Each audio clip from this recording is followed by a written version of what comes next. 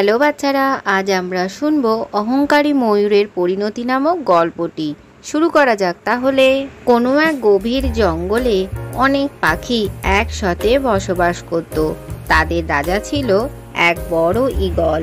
জঙ্গলের আলাদা আলাদা বিষয়ে প্রত্যেক পাখিরই বিশেষ ভূমিকা ছিল। এই জঙ্গলে একটি ময়ূরও ছিল। সে ছিল খুবই সুন্দর। তার পেখমগুলো এতই সুন্দর ছিল যে সূর্যের আলোয় একেবারে ঝলমল করে উঠত।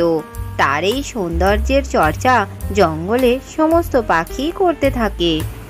আরে আরে, তোমরা ওই ময়ূরকে দেখেছো? সারা জঙ্গলটাই যেন ওর নিজেরই মনে হয়। কারোর সাথে কথা বলার কোনো প্রয়োজনীয়তাই ও বোধ করে না। হ্যাঁ হ্যাঁ, ঠিকই বলেছ তুমি। আর যখনই কথা বলে নিজেরই প্রশংসা করতে থাকে। আমার তো এগুলো শুনে শুনে বিরক্ত হয়ে গেছি। তা ঠিকই, কিন্তু জঙ্গলে আমি একজন এমনও পাখি দেখিনি যে ওর ব্যবহারে খুবই খুশি হয়েছে।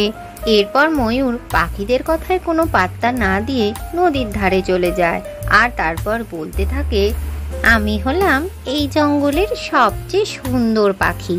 আমার মতো পেখম আর কটা পাখিরই বা আছে, তাই জন্যেই তো ওরা আমাকে নিয়ে হিংসে করে।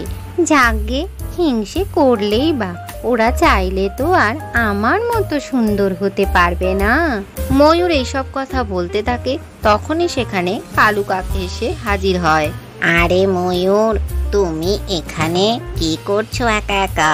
কি আর করি বলো কালু, আমাকে তো এই জঙ্গলে কোনো পাখি পছন্দ করে না। আসলে আমি তো এই জঙ্গলের সবচেয়ে সুন্দর পাখি, তাই ওরা আমাকে দেখে হিংসে করে। দেখো ময়ূর, সবারই কিন্তু আলাদা আলাদা বৈশিষ্ট্য আছে। সব পাখিরই আলাদা আলাদা রকম। যেমন তুমি কিন্তু অন্য পাখিদের মতো অত ভালো উড়তে পারো না, তেমনি তোমার পেখম আবার খুবই সুন্দর।